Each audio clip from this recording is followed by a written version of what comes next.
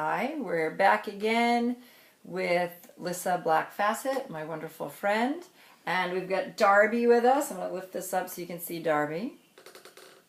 That's Darby, also amazing Darby. And I welcome you back to join us to talk about this very uncomfortable, very difficult, and important topic of heroin and heroin use in our high school students and our young adults. For those of you that haven't seen our first clip, we are talking with Lissa, who is the mother of Darby, and Darby died 5 years ago of a heroin overdose. He was 23 years old and he was attending UMass Amherst. The Fassetts did not know at the time that he was a heroin addict. They found out after a phone call. They had spoken with Darby earlier on the day. I think it was a Sunday, maybe? Saturday or Sunday? Doesn't matter, it was a weekend. I don't remember. I tell you the truth. Yeah. It's hard to put that into a chronology even now. Exactly, because it's so surreal. Yeah. But they had received a phone call from Darby, just sort of random, talking to them, and it was wonderful. And then later that night, Lissa saw that Darby's phone was calling her again. So she picked up, assuming it was Darby, and instead it was the paramedics saying that they were performing life-saving procedures on him and that he was on his way, I think, to the hospital or at the hospital. And what a shock it was. And then Lissa and Darby's dad, her husband Dan, got in their car and drove over 2 hours to get up to Northampton. And so in our first clip, we spoke about heroin. We spoke about the reality of the use, the easy and cheap access to heroin. And also we addressed the fact that many parents and family members and community does not know how easy and how prevalent heroin use is. Alyssa mentioned in the last clip that oftentimes we don't even realize the prejudice and bias that we have, and we think, oh, well, heroin, that belongs in the city. That belongs to those kind of kids that do heroin. As if that even matters, because as Lissa said in the last clip, they're all our children. And at some point or another, we will be discussing that in another conversation that we have. And then heroin is now in our suburban neighborhoods, and these youth and young adults are overdosing, and they're becoming extremely addicted to heroin. So today we're going to start with some poems that Darby wrote. And the first poem Lissa's going to read, and it's just a nice poem from Darby. So he was a writer, like I am, and he kept journals to himself throughout his childhood, and these poems were ones that I hadn't come across until his memorial service, when his cousins were on his laptop and put together a number of his poems and writings for us and for his friends and everyone at the memorial. And this is a short poem which kind of speaks to the mystery, and it's called Fire. Fire, it's the never-ending blaze that engulfs my mind in mystery. Fire, it's the burning flame that lights my soul. Fire, it's the mystery of who we are and why we're here. Fire, it creates and destroys life in an instant. Fire is the mystery of life, but nobody knows what fire really is. It's just there waiting to be discovered. It's a beautiful poem. It gives you a sense of Darby's deep reflection and interest in the expansiveness of the universe. What's beyond? What's beyond? And oftentimes, people addicted to any substance are incredibly sensitive. And being so sensitive makes it difficult to be on the planet. I give this image that we're all these like sheep that jump off this airplane with their parachutes, and we're ready for love. Like, oh, cool, we signed up for love. This is going to be great, and everyone's going to be wonderful. And then we land on the earth, and we look around, there's all these kind of like wolves biting at us, right? People that don't get us. People that tell us that we're wrong, that we're bad, that we have to belong a certain way. And for these very, very sensitive people, it's too painful. It's like, wait, we came for love. What the heck is going on here? This isn't what we signed up for, and yet we're here. We're like on this planet as these sweet little sheep, like, isn't it all about love? So the next poem that Lissa is going to read, I think is very poignant Lissa brought up in our last video about the really deep-seated sense of loss or frustration, disruption in harmony that people feel when they're on the planet for love, and they're very sensitive. And that part of them is not being nourished and not being fed through our school systems, through sometimes our churches, our sports, any organization. So many of our systems are these hierarchies of who's good enough and who's not good enough, and value. And for sensitive people that are here for harmony, for love, for getting all along together, we don't know how to function. How do you function in a world like that? It doesn't even make sense. So this is a beautiful poem that I think really shows the frustration of young adults, high school students, and even adults with trying to address these things that are happening in our world through the human, the human ego, the systems that we create. And sometimes we create them out of woundedness, out of our own struggles and insecurities, and we don't realize that we're perpetuating the woundedness and the insecurities and the struggles in others by what we have created as a way to live by. And I think this is a great poem that speaks to that. Well, exactly, and I think that at this age, I think many of us feel this way about the culture we live in. We feel it because it's the truth of what's bombarding us, and what feels like is bombarding our senses. And it just doesn't make, a lot of it doesn't make sense. And I think as we get older, we learn to compartmentalize that and put it away. And we all kind of go a little crazy because we're not living our truths. But at this age, I think that in this poem in particular really addresses that. It's just kind of raw, and it hasn't been processed into something else. It's just what it is for the teenage brain going through this. So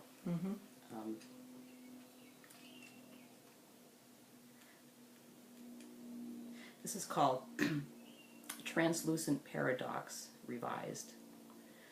Lifeless ambitions encompass our thoughts. Useless matter pelts these recurring inconsistencies. Machines crunching, lives lost between the wayward sheath. Born without a sense of decency, chained beneath this fence, spewing the futility. Children conjoined to TVs, SUVs, destroy the lives of the credulous. Eyes scream out in agony. Your smile can't save you now, the slaughter of the innocent. Marching in unison, the drones forge ahead, lacerating the pulse of the people, a tourniquet of sorts. A translucent paradox, spinning without a head, lost without its master, skin rots away, exposing the truth. Lies exude out of their prevarications, vocal cords constrict. Delusory banter can no longer flow from the tongues of these experienced simpletons. The plight of the public forcing apart this embryonic sack of graceless judgment. Wait for a second. Enjoy the demise of these corporate media whores. Sit back and relax. The world is yours. So it really sounds like he's trying to process. He's so upset and angry about what he sees, perhaps, as a way of us being desensitized, being taken away from our own souls, our own truth, our own spirit, whatever you want to say. But at the end, he's like, we're gonna win this battle. This battle, this fight, this. And so there is that piece where he's naming it, and then he's trying to transform it at the end. There's a sense of confidence that he has in that one, I think. Yeah, I agree. There is that, and that's why he puts paradox in the title, I suppose. And it's just a way. It's his way through writing. And I don't know if he shared these with his friends. He didn't share them with us, and I wouldn't have either at his age. But it's a way for him to get to the bottom of his feelings of betrayal, I think. And the language he uses is very dramatic and but that's exactly I think why he chose this venue for doing it, because this is a way, this is what writers do. They get to know themselves through their writing, and he just puts his pain, all of it, out there. And I do agree that he sees a way out too. Mm-hmm. And There's that hope so, in there. Yeah, there's that hope. There's still hope in there. Yeah. And then the last poem I'm going to read. I'm going to take my arm from around you, Darby. I'll put my arm around. You got him? You got him? Okay, good. This one is actually about heroin. And so we thought we'd introduce you to Darby, the truth of Darby. And as I said in the last video, when your child or young adult or sibling or spouse, whoever it is addicted to a substance, sometimes it's alcohol, pot, yes, people get addicted to marijuana, at least for sure emotionally. Any drug, any addiction, it's the addiction that's often talking, not the person. So you got to hear Darby. And now we're going to read this poem. I'll read this poem. No title. Heroin is an interesting vice, clamping on, then letting go. This sickness has dug its way in, etching a path as it goes. These sores seem to know. Who can really tell? I wake up knowing there was no sleep involved, just pain. Should I have to burden the suffering of 10,000 men, women, and children? Who really knows? I cough up blood. The liquid dribbles down my jawline. It gleams in the sun. Can you see yourself in my discomfort? I've been sick for years. No help is needed to facilitate this disease. I know these lines are sprinkled with cliches. I don't care. Dissect what you want. Complain about the structure or schemes of these lines. These lines come from a sore at the center of my heart. Art, fart, aardvark. What the fuck is an aardvark anyway? It looks like a teacher I once had, dazed and confused, bruised and abused. See, I did it again. That stupid fucking rhyme. I write because I love to waste time, wishing I was in a different place with a different line. Mm-hmm.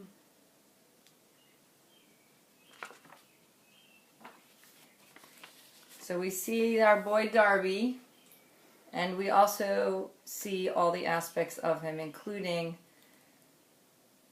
what takes over in him because of heroin and on heroin. And it's his way to try to stay here on the planet.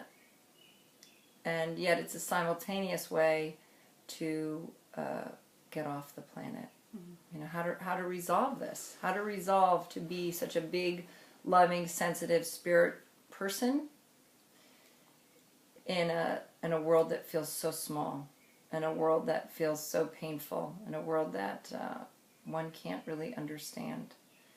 And so well, it's very difficult for me to listen to that poem. Mm-hmm. Because my question is, well, where was I when my son was suffering and hurting? And I do realize that children are not going to share their innermost lives with you in that way at that time, all the time, some of the time. And I could have been more aware, but I couldn't have, because this has been a learning process for me, and that's a big subject for another session like this, a very big session about that. But I also think, to be honest, again, we spoke a little bit about this last time. Why do people do drugs? And I think that there is a very complicated but very simple too. People do drugs. People become addicted. That's another part of that. But it's to feel good. It's to feel good. And he was not. He was feeling horrible, and he wasn't able to reconcile these things in himself. And I certainly understand that. We've all been teenagers, and we've all I think all of us have gone through something like that, times when we just were in darkness.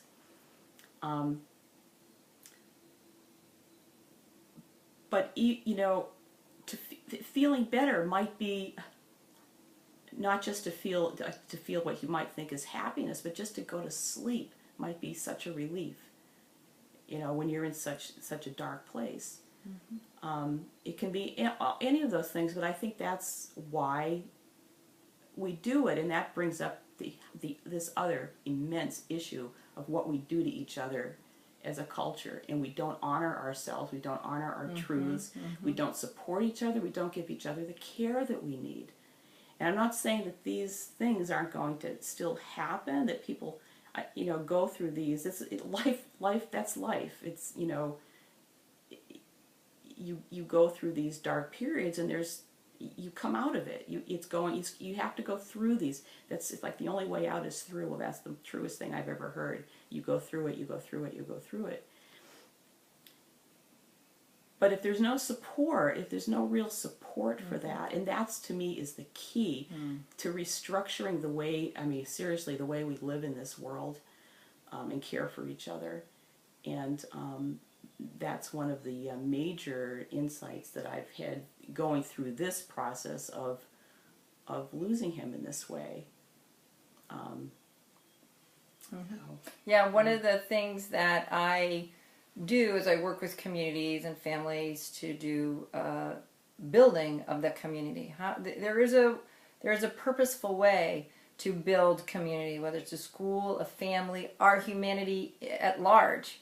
And I actually got this from a Unitarian Universalist youth advisor program, Denny Reinberg, and it's been modified a little bit over the years. But basically, there are just a few steps to building community. One is simple bonding. People get together to do activities. So our children go to school, they do activities. They're at recess, they're out playing things, maybe they're doing a project together, they're learning instruments together in chorus. So they're bonding, they're doing an activity. Then the next level is opening up. When people start to talk about who they are, like, oh, this is my birthday, or I got a new puppy, or my dad and mom are getting a divorce. People start sharing more. And this happens in businesses too. After that stage of opening up, bonding to do the activity, then opening up, the most important piece is step 3, which is affirmation. And that's what Lissa, I think, is talking about. That's what we're talking about today. Affirmation. We do not affirm each other. So what happens is when somebody opens up and says, oh, this is my birthday, and then people say, oh, that's cool, that's great, that's wonderful. Or people could say, well, that's a stupid day to have your birthday, or whatever. Our kids are getting bashed. As adults, we're getting bashed everywhere we turn. So where's the affirmation? Where are we being affirmed? If we're not affirmed, we don't want to keep opening up. We don't want to belong. And if you think about Maslow's hierarchy of human needs, we want to belong. That's so important to us. After we have our survival, our food, and our shelter taken care of, the need to belong. And so if we're not being affirmed in our systems, in our community, large and small, then when the next step that always happens, which is the stretching, we call it, or crisis, if we have not been affirmed, and if we have not built a strong community in which we are engaged, then it breaks down. A community will break down. A child will get really into drugs, which are addictive. Technically, chemically, they're addictive. Then there is the breakdown. There's the crashing. If we have been affirmed in our lives, or there's affirmation going on around us, then we can get through it, and we can get to a deeper level of sharing and intimacy with the group more than we ever imagined. And right now, Lissa and I being here, I think that we really show what affirmation can do. Lissa's entire process and everything that's happened has been affirmed over and over and over again, which then meant that she has come to, and we'll be talking about this because that's a super incredible part of this, that it has come to the point where Lissa now has a level of being able to share deeper in her world than was ever possible before. Yeah. And you just look like we came together to do some work together. Lissa didn't even know what I did. We came together to do some work together. Clearly, opening crisis. I mean, it was all coming out. It was all coming out. It was all coming out, and it was very easy to affirm her and to affirm her process of what she was going through and validate everything about her grieving process. That'll be another clip where we talk about the grieving process and giving people the space and the time and the affirmation that this is your process and it's not like anybody else's. You need to do it your way, and we support that and hold the space for you and empower you to do that. And then from that, now Liz is able to sit here and talk about it. Right, and again, this brings up one of the major themes when we talked about doing this, is this shame-blame game that we play, that we don't see each other. We are not trained to look into each other's eyes and see each other. We want to create put ourselves into some sort of identity that is sanctioned. Right. We all do that. We all do that. Darby did that. I did that. We all did that. And we're judged constantly, and we judge ourselves constantly. And this is really about a kind of mutual respect that goes beyond any categories like this. This is a basic human respect for one another. And this is the kind of respect where there aren't winners and losers. Right. Those categories don't make any sense. And that's another thing that I've learned in this.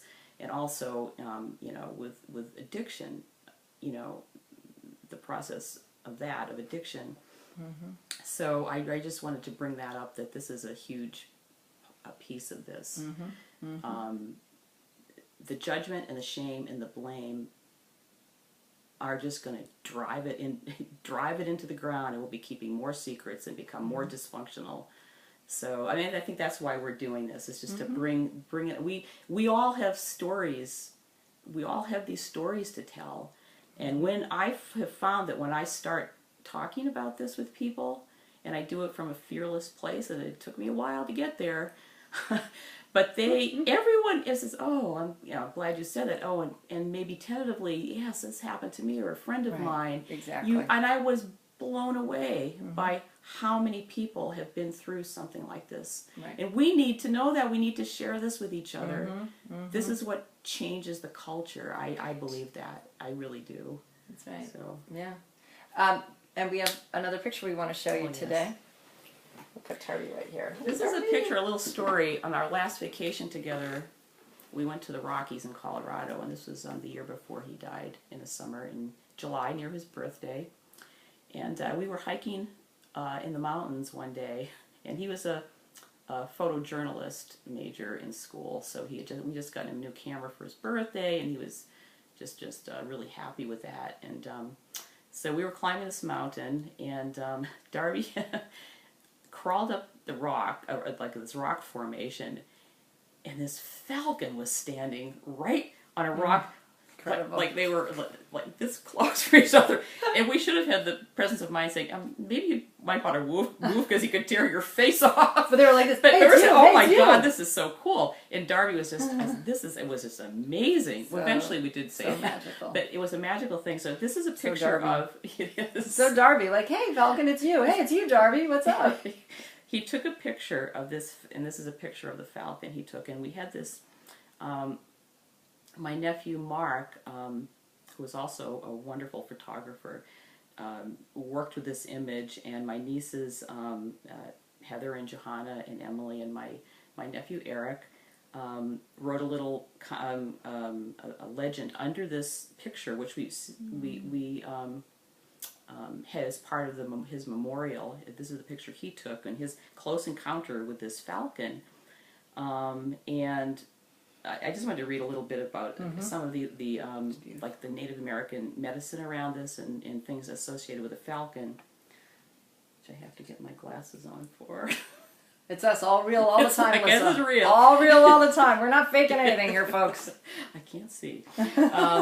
So these are some of the attributes: awareness, teller of truths, able to see beyond the masks, prophetic insight, clear vision, able to move between the seen and the unseen world, unified with great spirit, The messenger, the falcon, awakens our vision and inspires us to a creative life purpose. And there's so much I could say about that.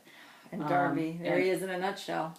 And this, we felt at the time, Darby, that's a totem for you. And he would be totally poo-pooing anything like that, but he said, yeah, it is. So I just wanted to show you this, because I think that's just beautiful. And it really, it kind of captures him in some way. Mm-hmm. So. It's a great story. It's a great story. Well, thank you for joining us again. Thank you. And you know all the things we keep wanting to hit about to share with you about heroin, addiction, Darby's story, Lissa's story, her journey with all of this. So we're going to keep showing up, keep talking about a little bit at a time, and get excited about all the other things we want to say when we get back on here. So we look forward to your comments. We're glad that you came to visit. We also want you to know you are not alone. Hopefully what we talk about resonates for you. We're all part of a beautiful, amazing, sensitive, talented, skilled, valued, and valuable tribe of beings. Every one of us. And our probably a big part of why we're talking about this is to reach out to everybody and to spread that truth and that word and that reality, to raise up Darby's story and Lissa's story, because we all share them. Mm-hmm. We all share them, and you're not alone. You're never alone, even though it can feel like it. So by bringing it out like this, for those of you that feel alone, and we know there are people that we hope will see this video, please forward it to people that you know are going through Absolutely. issues with addictions, with people that they love, because when you're at night and it's dark and you're freaking out, play our video. Play our video. We see you. We know you. Learn from Lissa.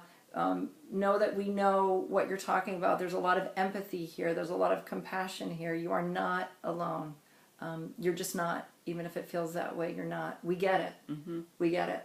And there's more of us that get it. And the more we talk about it, the more we say, raise our hands, then more people will raise their hand. And we'll see that we're all just amazing people. There's no need to worry about and be fearful about skeletons that you have in the closet, quote, quote, quote, quote, quote, all that stuff. Stigma, shame, all of that. The old, you're only as sick as your secrets. Let's get them out. You're no different than anybody else. Sometimes we look and we think, oh, those people have it perfect, or if I only could be like that, or oh my gosh, they didn't have an alcoholic father, or they didn't have someone with mental illness in their house, or they had a lot of money and I didn't. No, we're getting rid of all that. We're done with that. We're done. We're done with that. We're all awesome. We're all incredible, and we're going to do this together. We are going to maintain this life, and we're going to find joy and happiness together.